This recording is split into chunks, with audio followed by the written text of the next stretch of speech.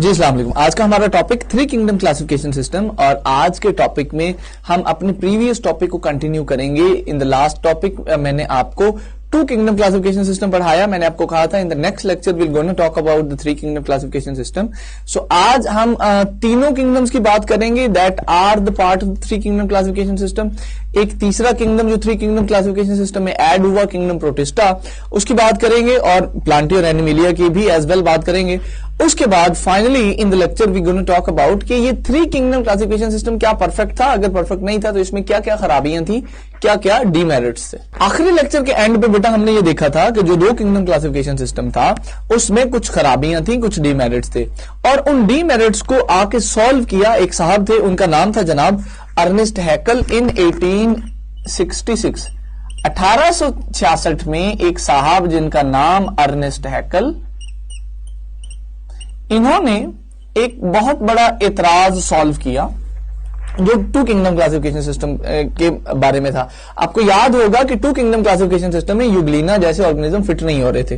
तो इन साहब ने एक काम किया, इन्होंने कहा कि भाई एक तीसरा किंगडम बनाओ, थर्ड किंगडम, और उस थर्ड किंगडम का नाम रखो किंगडम प्रोटिस्टा, और उस किंगडम प्रोटिस्टा में तुम लोग जो यूग्लिना जैसे ऑर्गेनिजम्स हैं उनको ऐड कर दो। अब एक प्रॉब्लम तो तुम लोगों को सॉल्व हो गया ना, यानी दैट पर्टिकुलर प्रॉब्लम कि यूग्लिना को कहां रखें, एनिमिलिया में रखें या प्लांटी में रखें। अर्नेस्ट हैकल ने कहा भाई आप एक काम करें, आप एक तीसरा किंगडम बना लें किंगडम प्रोटिस्टा के नाम से, और यूग्लिना को उसमें फिट कर दें। इसके साथ साथ अर्नेस्ट हैकल ने एक और काम किया, अर्नेस्ट हैकल ने बैक्टीरिया को भी उठा के यूग्लिना के साथ किंगडम प्रोटिस्टा में ही प्लेस कर दिया। अब that was the change that Ernest Haeckel made in the two kingdom classification system. ये थी चेंजेस, ये थी तब्दीलियां जो 2 से 3 किंगडम्स होने में हुई। बट यहां पर भी अगर आप फंजाई की पोजीशन का अंदाजा लगाएं, थोड़ा पीछे जाएं, याद करें, तो फंजाई अभी भी थ्री किंगडम क्लासिफिकेशन सिस्टम में ही प्लांटी में ही थी। आपके रिमेम्बरेंस के लिए देखिए, अर्नेस्ट हैकल ने आके एनिमिलिया को नहीं छेड़ा, वो जैसे था उसको वैसे ही रहने दिया। प्लांटी को भी नहीं छेड़ा, जैसे था वैसे ही रहने दिया, बल्कि एनिमिलिया और प्लांटी के साथ एक तीसरा किंगडम बना दिया जिसका नाम रखा किंगडम प्रोटिस्टा, और प्रोटिस्टा में यूग्लिना को रखा। यूग्लिना के साथ उसने एक और काम किया कि वो बैक्टीरिया जो पहले किंगडम प्लांटी में थे उनको प्लांटी से उठा के रख दिया किंगडम प्रोटिस्टा में, बट फंजाई अभी भी किंगडम प्लांटी में ही मौजूद थे। So that was the three kingdom classification system. अब यहां पर हमें यह भी तय करना है बेटा कि क्या यह सिस्टम परफेक्ट था? No, it was not perfect, इसमें भी खराबियां थी। Now the next question is कि इस थ्री किंगडम क्लासिफिकेशन सिस्टम में क्या क्या खराबियां थी, इसके क्या क्या डिमेरिट्स थे, आइए जरा बात करते हैं। जी, सबसे पहली बात तो यह थी कि यह मसला तो रिजॉल्व हो गया, यूग्लिना वाला मसला तो रिजॉल्व हो गया, बट अभी भी कुछ साइंसदान ऐसे थे जिनको फंजाई की प्लांटी में पोजीशनिंग पे एतराज था।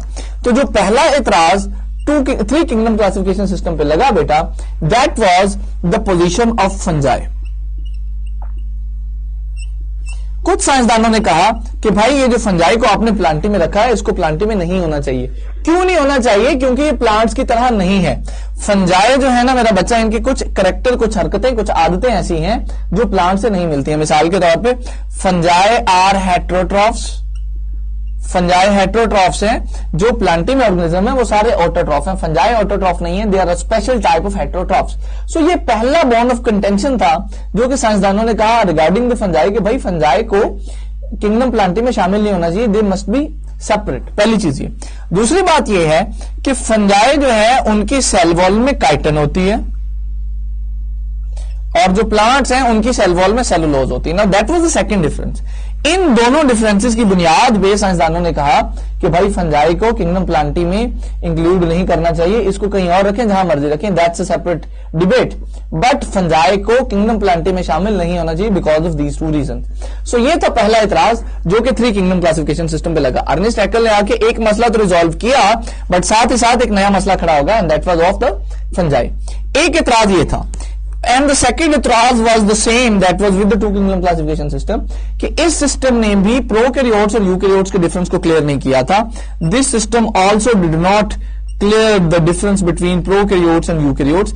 यहां पर आप थ्री किंगडम क्लासिफिकेशन सिस्टम में भी देखें तो आपको नजर आएगा कि जो बैक्टीरिया हैं वो यूग्लिना के साथ क्लासिफाई हुए हैं, that is the wrong approach, हालांकि ऐसा नहीं होना चाहिए। तो थ्री किंगडम क्लासिफिकेशन सिस्टम में अर्नेस्ट हैकल ने इवन दो एक किंगडम बना के प्रोटेस्टा का मसले को हल करने की कोशिश की, बट वो कंप्लीटली प्रॉब्लम को सॉल्व नहीं कर पाया।